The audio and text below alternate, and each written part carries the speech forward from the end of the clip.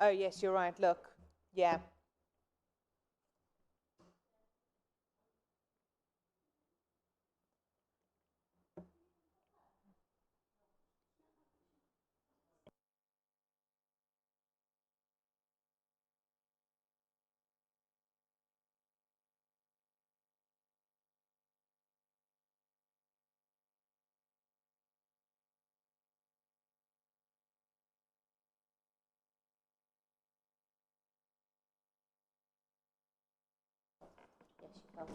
Is that right?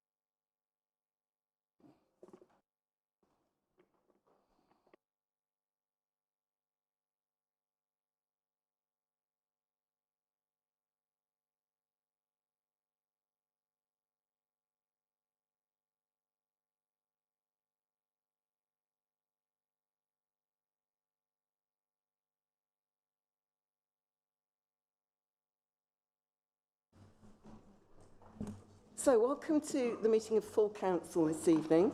I'm the Mayor of Rugby, Councillor Barbara Brown, and I'll be chairing the meeting. This meeting is being web streamed to the public through the council's YouTube channel.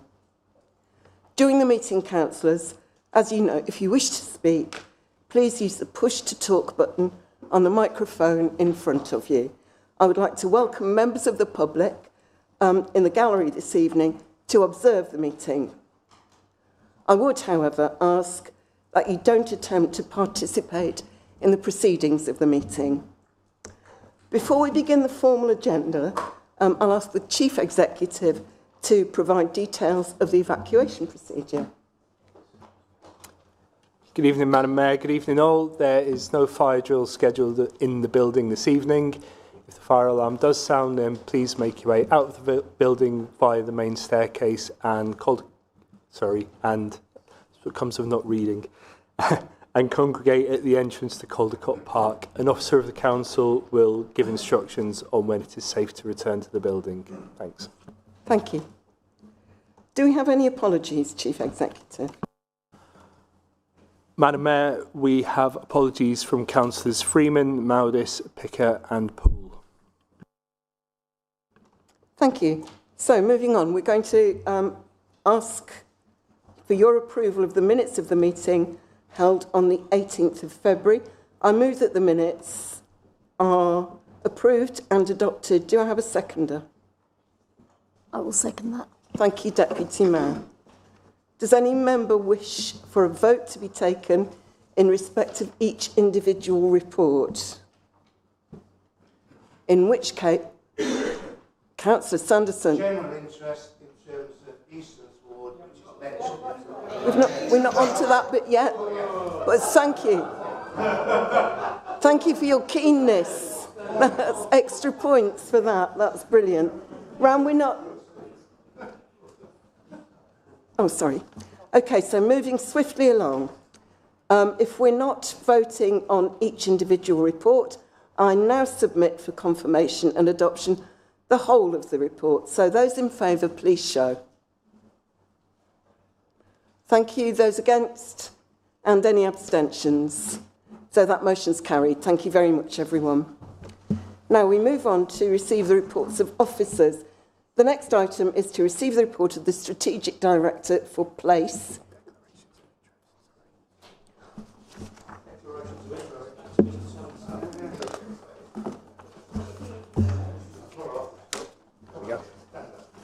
So well done to everybody who spotted that.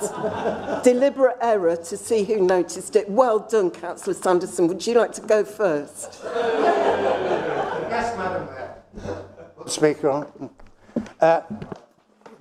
Yes, in terms of the brief supplementary planning document, it specifically mentions Eastlands Ward. I am a member for that ward. Thank you, Councillor. Councillor Gillies. Item 7C, with reference to Paleton Parish Council as a parish councillor there. Thank you. Thank you, Councillor. Councillor Daly. Thank you, Madam Mayor. Item 7B as another trustee of Hillmorn Charities, but not a Rugby Borough Council representative trustee. Thank you, Councillor. Thank you, everyone. Right. Moving along. So we get on to the Mayor's announcements, which are there for you to read at your leisure. They're red hot and burning with interest. We had a brilliant time at Chinese New Year. It was absolutely fantastic, and it's great to see so many of you there as well, enjoying that. The Art Gallery and Museum, I think it's really worth mentioning this as often as we can to people. We have got the most phenomenal resource there. And the exhibition, which is 80 years of the rugby collection, when you look at that and you think all those years ago, people had the foresight to look at things which at the time were modern and think, that's really worth something, that's worth hanging on to. It is a marvellous collection. I'm sure most people have been already, but if you haven't, or go again even, I know I intend to. Charity quiz, thank you to those who came. It was brilliant. You do realise, I know I may have said this once or twice, I can't remember. You can make donations just singly if you would like to the Mayor's charity, if you couldn't get there. And we've had lots of visitors into the Mayor's parlour, and it gives you a little list of some of the... The one that I want to mention is the family of a gentleman called Rob Hughes, who was the caretaker at the Claremont Centre, and he was volunteering in this town into his 90s, just a remarkable man, and it shows, well, the kind of people that we breed here. That's who we are. That's what we like. And it was really, really good to meet them. There's a special sculpture that's gone into the Claremont Centre to commemorate him. It's beautiful. I'm sure if you go down and have a look, people would be really pleased to see you. I want to mention an event that's not on here. It's happening on Friday. On Friday evening, well, 5 o'clock-ish, we've got young women from our secondary schools coming in to talk to some of the portfolio holders across all parties and have a chat about women in leadership in rugby. I think it's a good thing to do, and I'll let you know how that went after the event, but I'm really looking forward to that. Okay, moving on. So, to point 5. Are there any questions pursuant to Standing Order 10? Madam Mayor, there are no questions this evening. Thank you. Right, now we're moving on to receive the report of Audit and Ethics Committee, dated the 23rd of February 2026. If members wish to raise questions or comment, please indicate when I call the item. Councillor Mystery, will you move the confirmation and adoption of item 1 of the report, entitled Treasury Management Half-Yearly Report 25 to 26? Madam Mayor, I move so. Thank you, Councillor Mystery. Do I have a seconder? I'll second it, Mayor. Thank you, Councillor O'Rourke.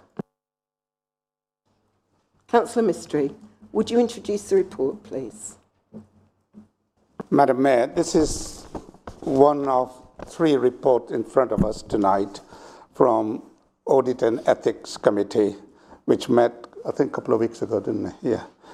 Madam Mayor, this is the Treasury Management half-year report for 25-26, covering the activity from April to September only 2025. I'm pleased to confirm that all Treasury operations during the period were fully compliant with the CIFA Code of Practice and with the Council's approved Treasury Management Strategy.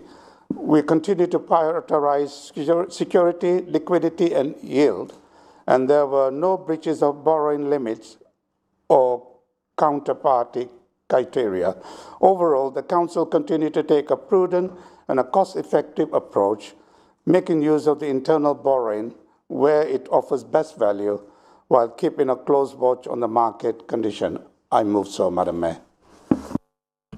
Thank you very much, Councillor Mystery. Do we have any speakers? Councillor Mystery, do you want to reply to yourself? No, Madam Mayor, thank you. Councillor Mystery, again, will you move the confirmation and adoption of item 2 of the report, titled 26-27 Capital and Treasury Management Strategy, and that incorporates the annual investment strategy? I move so. Do I have a seconder, please? I'll second that, Madam Mayor. Thank you, Councillor O'Rourke. Councillor Mystery, could you introduce the report? Thank you, Madam Mayor. I have the floor. This report fulfills our statutory duties under the CIFA Treasury Management and Prudent Codes. It outlines a framework that guides us to how we make a long-term capital and investment decision, ensuring that we balance risk, reward, and our priority outcomes. Our Treasury Management Strategy, including the annual investment strategy, supports both the General Fund and the HRA under the medium-term financial plan. It sets out our approach to borrowing, investment, and minimum revenue provision, alongside the key prudential indicator that measures the affordability and the sustainability of our capital program. A central indicator is the authorized limit, which defines that the maximum level of borrowing permitted for the council, and these strategies together provide the governance and safeguard needed for officers to manage the council's day-to-day treasury operations responsibly. Finally, Madam Mayor, as required by the Constitution, Council approve of these indicators and treasury management scheme ensures strong financial stewardship and transparency. I move so, Madam Mayor. Thank you, Councillor Mystery. Do we have any speakers? Thank you. Shall we move on to item 3, Councillor Mystery, of your report? Will you move the confirmation and adoption of item 3 of the report titled Risk Management Strategy 26-27? Madam Mayor, I move so. Thank you, Councillor. Do I have a seconder? I second it, Madam Mayor. Thank you, Councillor O'Rourke. Councillor Mystery, would you like to introduce the report? Madam Mayor, this is another final report from Audit and Ethics seeking the Council's approval.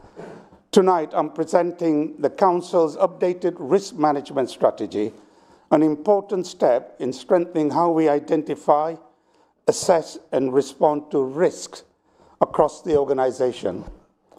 Rugby Brough Council is committed to delivering its corporate priorities and ensuring that we make the best possible use of our resources. To do that, Madam Mayor, we must manage the wide range of risk the Council faces and to do so in a consistent and effective way. Recognizing the challenges of recruiting and retaining specialist staff, and the Council has entered into a partnership with a firm called RSM. I tried to look up who they are. The 3 guys who put together, and they're probably the 6th largest company.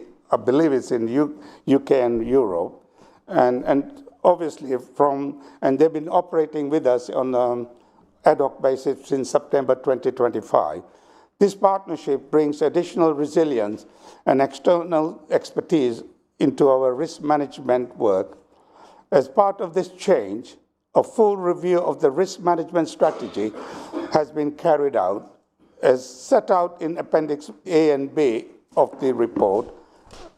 Members will note that we are moving to a 5x5 non-multiplier scoring system, replacing the previous 4x4 model, helping us to adopt a clear, more streamlined and modern approach. Finally, Madam Mayor, although the document is more concise, it does not compromise on the quality. RSM Accounting presented this new strategy and framework to in detail to the Audit and Ethics Committee, and I was privileged to listen to it, and I'm sure Councillor Rudas will say something. And following the adoption, training will be rolled out to ensure that the new approach is embedded across the organisation. This is an early but important enhancement to our corporate risk management and is positioned the Council well for the challenges ahead. Madam Mayor, I move so. Thank you. Thank you, Councillor Mystery. I'm just on cue. Thank you. Yeah, the report and the risk management, all these reports, of course, came to Audit and Ethics, which I sit on. But the last one, the risk one, was really important, and the upgrade in the review, I think, did refocus the way that this council handles its risk management strategy and the way that it's handled it in previous years. It is more focused now, I think, on some of the specific risks, but some of the particular points which were raised at the committee at the time were around the town centre work and the development and the regeneration work. I felt that it wasn't being broken down enough within that risk management strategy and should be fleshed out a bit more. The people that are running the risk management elements agreed with that, and I think so. I look forward to seeing some of that because I do believe that we need, with LGR and everything else, we need to sort of highlight out from the main corporate risk strategy management to those particular risks which are coming down at us within it. But overall, I think the document that was presented was a good document. It was quite readable, and the way of the new way that we're going to looking at risk is good. But that town centre elements and some of the major projects, I think that we do need to sort of tighten up a little bit, which I know the portfolio holder agrees with. Thank you, Councillor. That's helpful. Any other speakers? Councillor Mystery, can I ask you if you want to answer that? Quickly, I think I echo what Councillor Rudout said because I was listening and he rightly has been there long enough as I have been on the audit and ethic in my previous role. And it's quite right. And I think we need to manage this risk, and having a registered and an external company will bring in a professional. And listening to those officers, it was quite enlightening that we're on the right path, Madam Mayor. Thank you. Thank you, Councillor. Now, we can confirm and adopt the whole report, or we can take it piece by piece and vote separately on each one. Are we happy to take a common vote on all three? Okay, those in favour, please show. Thank you. Those against? Any abstentions? Thank you. I think that was unanimous. That's brilliant. Moving along.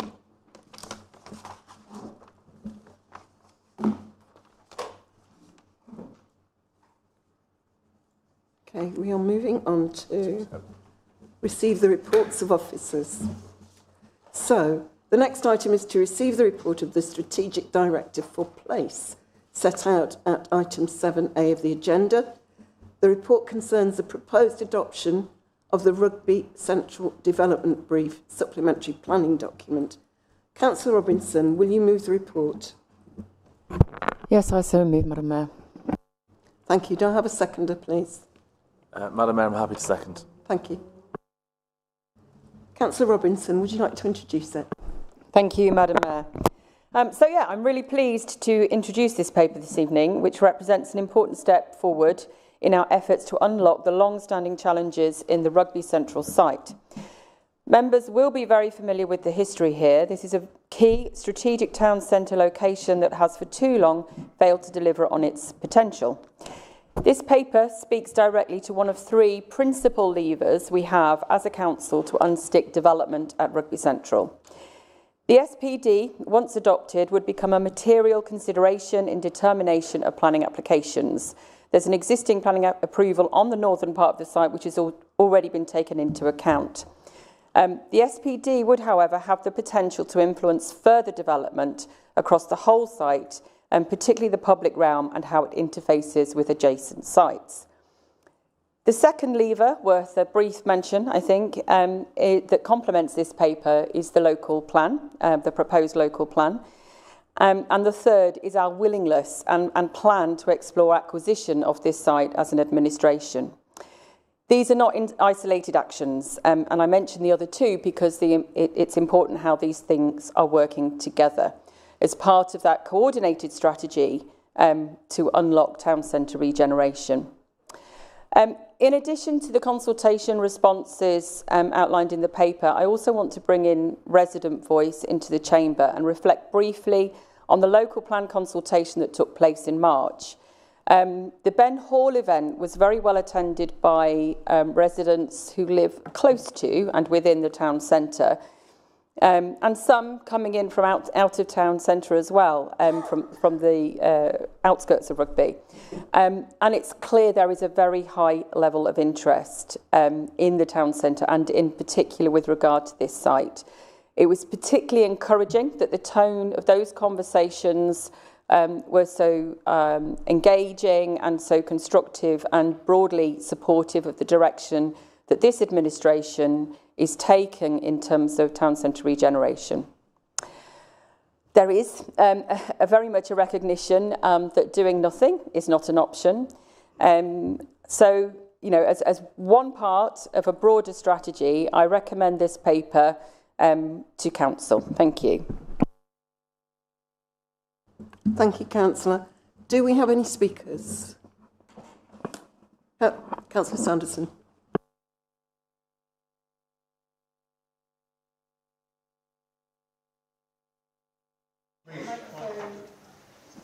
The Rugby Central Development Brief Supplementary Planning Document isn't brief.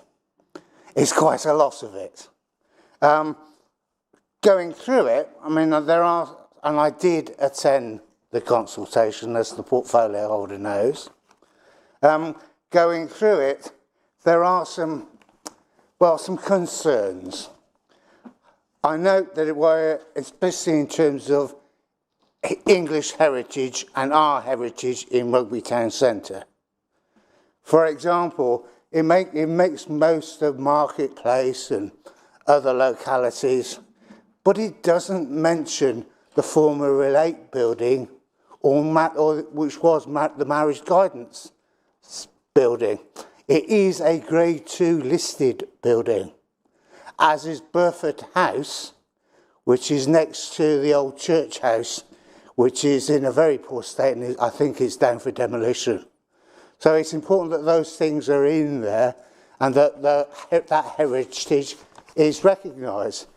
In terms of the proposed flats stroke housings on Rugby Central, I noticed we still have the, I think of it as the H block. You know, you remember that TV programme, H block, where the ladies' prison? It still looks like a ladies' prison, H block.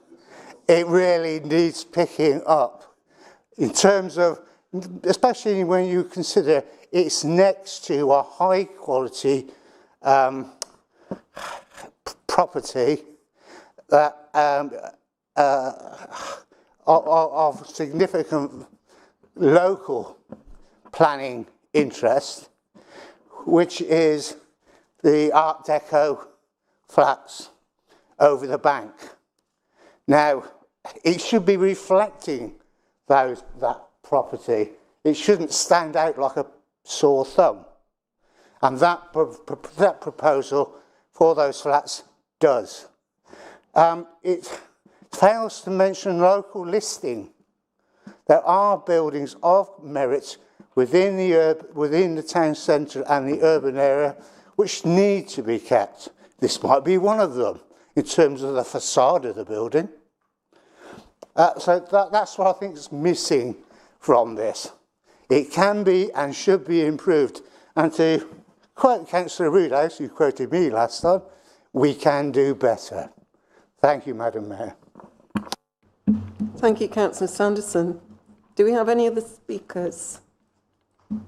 Councillor Robinson, would you like to... Oh, so sorry. Sorry, I wasn't going to say anything, but I thought, Councillor Sanderson sort of let the floor, or gave the floor away. So I was going to comment from my perspective what the document is and what it isn't. I think the first thing probably to note is that it's a development brief specifically for the shopping centre area. So I think emissions, to my understanding, emissions from the wider town would, but perhaps I think that they're referred to as kind of ancillary from the centre is the focus. But I think, having said that, for me, it's important to be really clear what the document is and what it isn't. It's meant to be a background document to set parameters for what should happen on this site. It's not meant to be prescriptive, and it's not meant to be unchallengeable. But I think in going forward, whether it's this month, next month, 6 months, or next year, at some point we've got to believe in hope that the shopping centre will be redeveloped. And at that point, when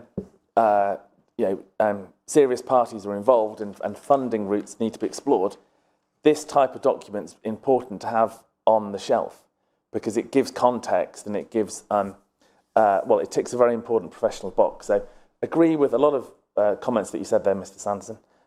Councillor Sanderson. But going forward, I think that's the type of next level of consultation that you can get from this document. The other point I really wanted to make here is I'm conscious of the public comments. So the first is it's really important to acknowledge and thank members of the public for getting involved.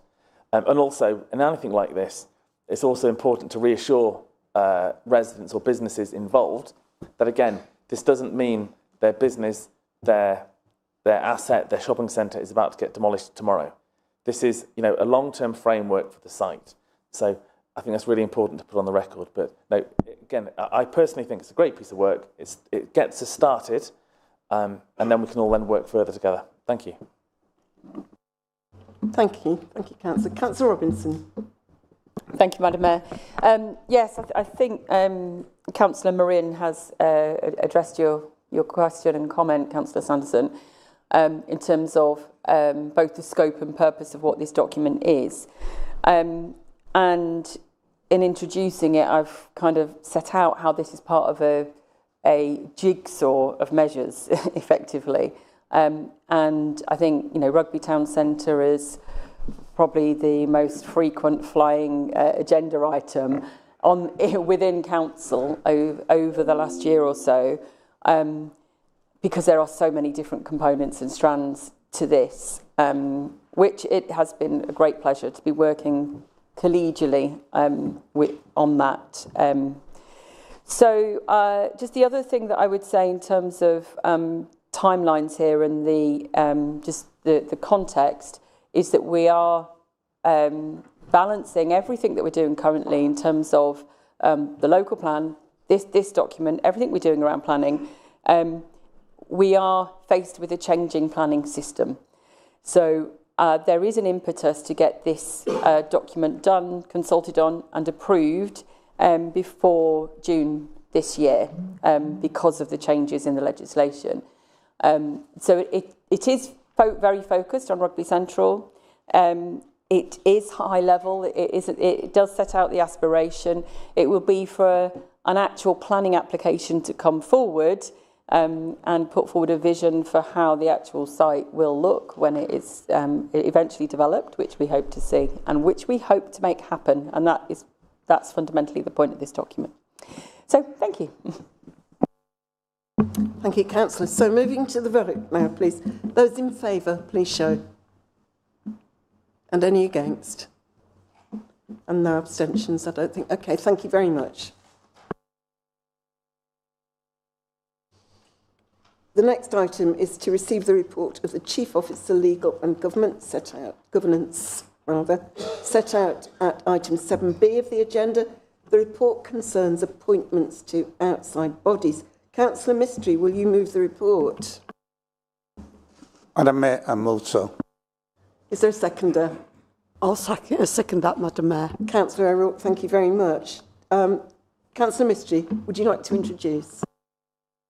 Not a lot, Madam Mayor. Just to say the current appointments of Councillor Catherine Lawrence and Mrs. Cameron has expired on the 14th of March, and the trustees have requested that these two appointments be reappointed as approved by this council, and one, Ms. Royal, has resigned and Mr. Wash will be replacing. So can I move these three appointments be reappointed, if that makes sense? Yes, it makes perfect sense. Okay, do we have anybody who wants to pass comment on that? Okay, we'll move straight to the vote then. Those in favour, please. Those against? And any abstentions? Thank you very much. That is passed. The motion is carried, I should say, sorry. The next item is to receive the report of the Monitoring Officer set out at item 7C of the agenda. The report concerns decisions taken in exceptional circumstances. Councillor Mystery, will you move this report? I got the floor again, Madam Mayor. I move the recommendation as printed. Thank you. Is there a seconder? I'll second that, Madam Mayor. Thank you, Councillor O'Rourke. Sorry, Councillor Mystery, would you like to introduce? Mayor, just the report be noted. Thank you. Thank you. Do we have any speakers? Questions? Councillor Thompson. Thank you very much, Madam Mayor.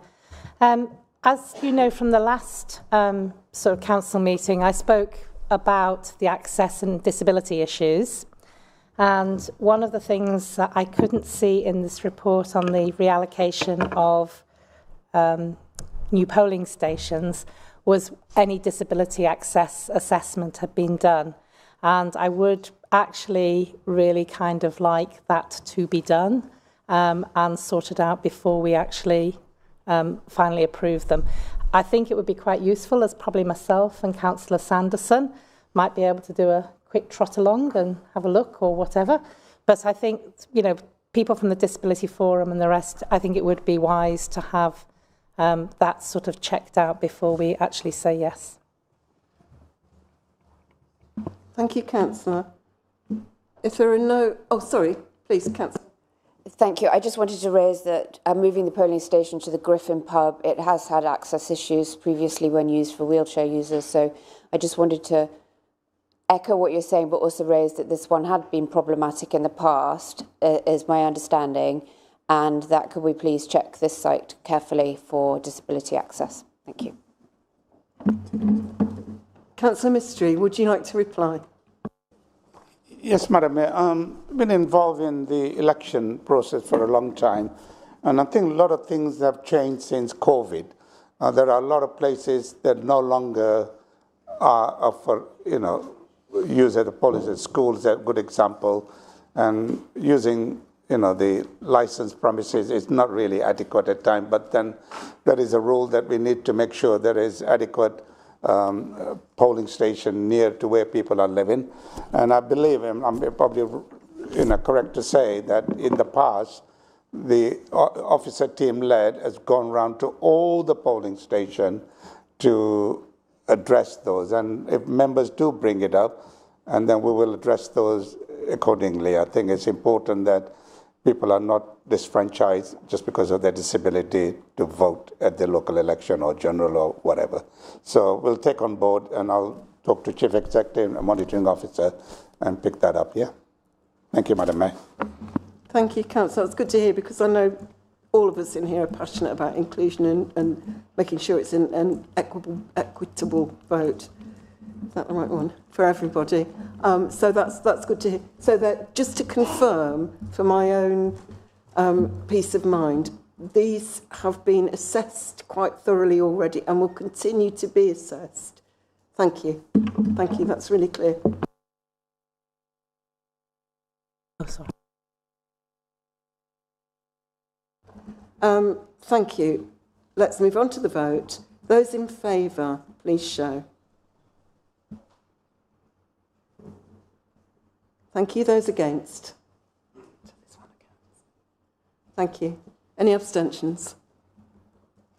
Thank you. The motion's carried.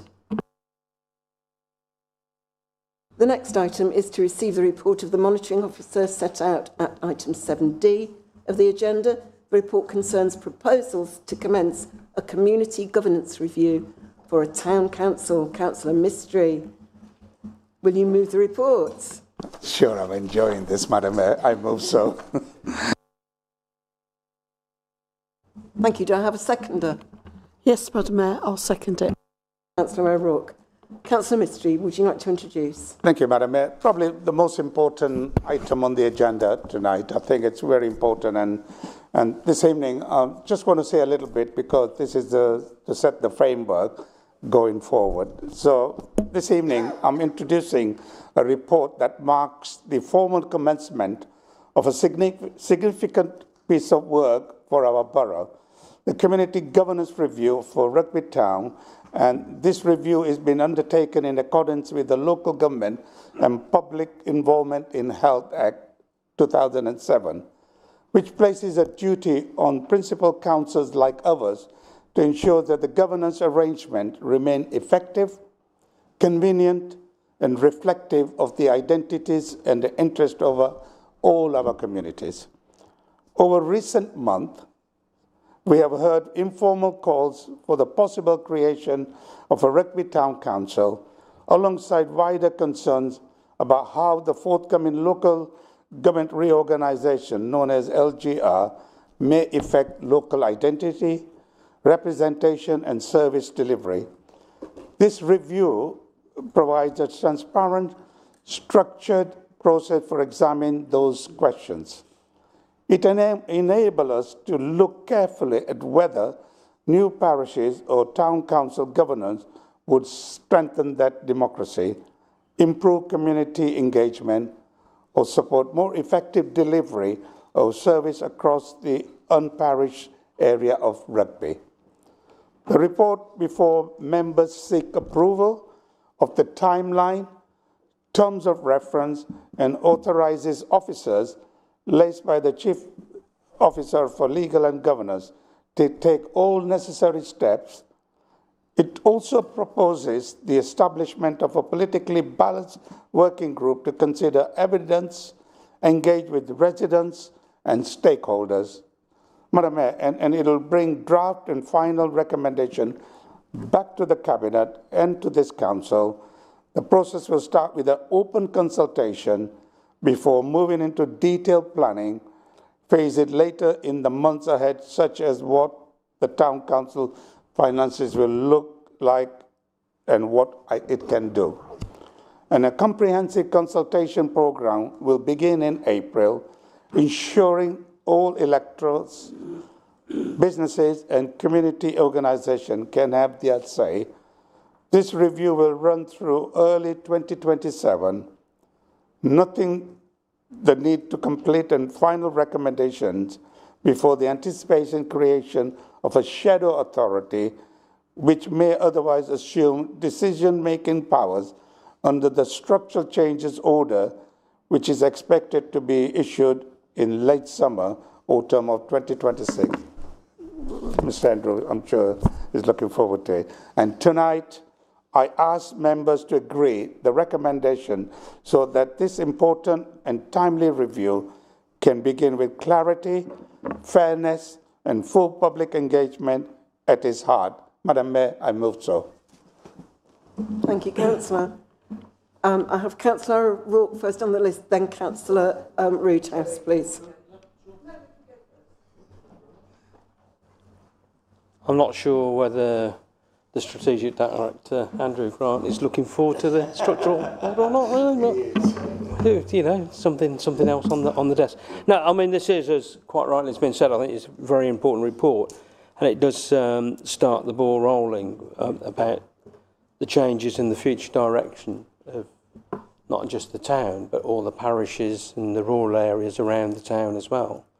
The scope of this document, quite rightly, calls upon all parishes and all residents to start thinking about where you want to be in the future. We do know that there are some small, very small parishes, for instance, which perhaps the opportunity would be to merge them into bigger ones and so on and so forth. So this would be their opportunity through this to start thinking about that.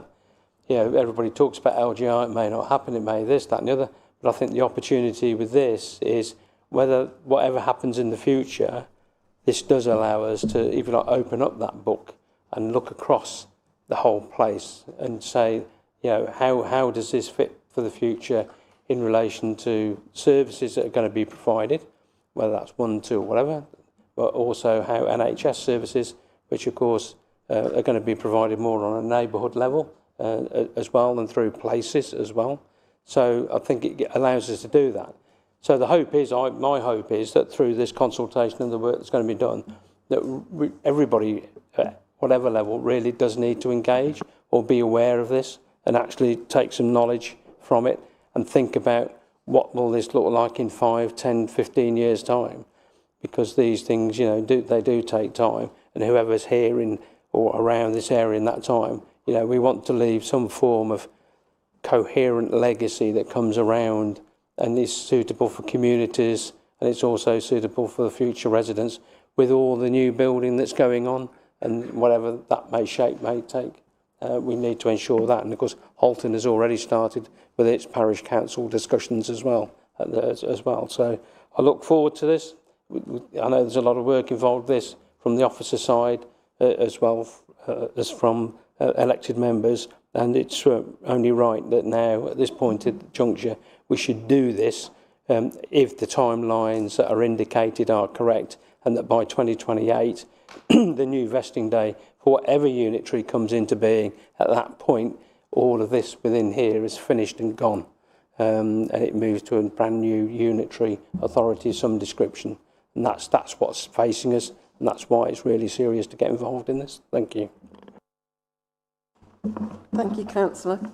I go to Councillor O'Rourke, please, and then Councillor Sanderson. Thank you. I'd echo the comments made from Councillor Roothouse. This is indeed a really important and critical project, and we do need to move at pace on it, and we need to be very clear about our sort of timelines and ensure that we do get all of the stakeholders engaged. We've only got one chance to get it right, and we do want to get it right for the people of Rugby and make sure that everything that needs to be in place to keep all the great things that we've got locally is in place. So I would urge everybody involved in the project, and I don't know who all those officers are, to start moving at pace and engaging with members as soon as possible. So we're really clear about what we do and when we're going to do it. I'd be very interested as well in terms of the sort of strategy around engagement and how we'll be moving forward with that. Thank you. Thank you. Councillor Sanderson, please. Thank you, Madam Mayor. Yeah, could I draw members' attentions to page 10 of the report? And the two specific bullet points. Grouping parishes under a common parish council or degrouping parishes. Terrible word, but that's what it says. And the next bullet point, the size, population and boundaries of a local community, possibly town council or parish. What I'm worried about is because the next guys that come in after we've done all this are the Boundary Commission. And the Boundary Commission is only interested in one thing: numbers, numbers, numbers, and more numbers. But what we want, and I'm sure everyone in this council wants, is sustainable communities, viable communities. And that, I think, is our mission to create that as a council. Thank you, Madam Mayor. Thank you, Councillor. Do we have any more please, Councillor Mackenzie.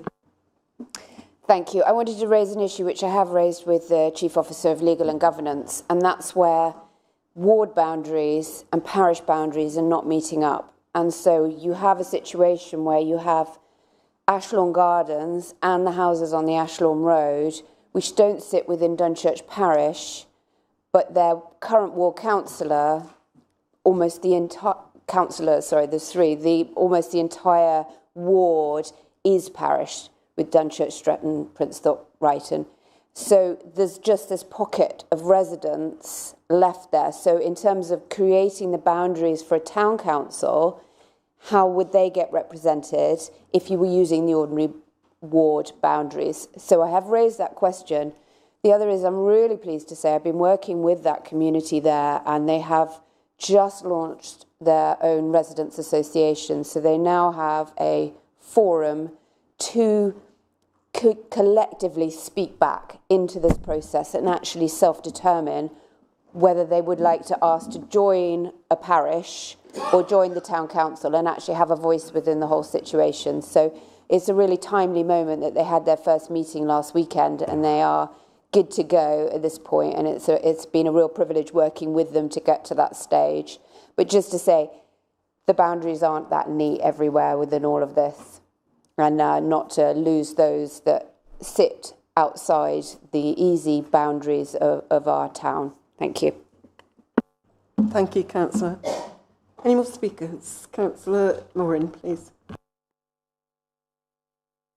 I was almost going to take an opportunity to take issue with Councillor Roodhouse and to challenge him and to chastise him for daring to suggest the government might make another U-turn on this one. The timeframes, the timeframes are set. We've got those that dates of May 28 for a vesting date for the new council, and we all need to kind of that's locked in now. That's set in stone. I do want to, as ever, end up agreeing with Councillor Roodhouse on the basis that it is incredibly important, this piece of work, and I think whilst the report has little of real content yet, it does set that firing gun for what's going to be really, really important, and try and ask everybody from all parties that this has got to be apolitical. It's got to be where everybody does work together, because there's one opportunity here to get the best deal for the town. And I think in that forum, it's so critical that we can have that really good, honest debate about what assets are appropriate for the town, how the governance work, how the money works. And in a way, it's almost kind of ironic, because last week, there was a meeting with the town centre businesses about this kind of future for post-Rugby First and what that entails. So I think I could almost use this opportunity just to mention that briefly, because, for everybody rugby first coming to an end at the end of March now, we've got this year where, you know, as an administration, we've agreed a policy of a soft landing. So effectively, businesses won't notice that difference, which is really good. But there's no such thing as something for nothing. At some point, this role of a business improvement district has to be recognised or addressed. So it's important for businesses to get involved with the type of town centre they want over the next year, just as we've got to kind of collectively get organised as to what sort of town council that we want. So I think the report's brilliant to get it onto the record books, and yeah, to thank everybody for their participation. Thank you, Councillor. Do we have any more speakers? Councillor Mistry, you have a right to reply. Madam Mayor, I did say this was probably the most important item, and it's created a bit of debate, and there are a lot of issues. I'm not going to go into detail. This is just a skeleton, and we flush out all the idea and leave it to the Chief Monitoring Officer of Legal and Governance to look at this in detail with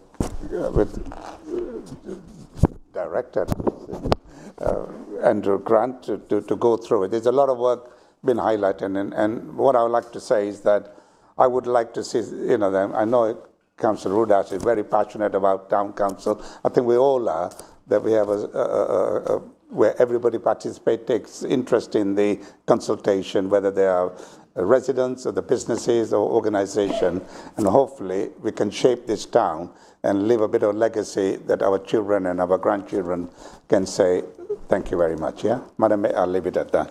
Thank you. Hear, hear. Thank you, Councillor. We're moving to the vote. All those in favour, please. Is there anyone against? And any abstentions? Thank you, that's passed. And carried as well. Right, moving along to item 8. In accordance with the Constitution, there are no motions to be considered this evening. So, I'll pretend that I didn't hear Councillor Rutas cheer there and move swiftly on to 9. Motion to exclude the public under section 100A(4) of the Local Government Act 1972. So, to consider passing the following resolution under section 100A, as I said, the public be excluded from the meeting for the following items on the grounds that they involve the likely disclosure of information defined in paragraphs 2 and 3 of Schedule 12A of the Act. I so move. Who will second for me, please? I will second. Thank you. Those in favour, please show. Thank you. Any against? Any abstentions? The motion is carried, and that concludes the public part of the meeting.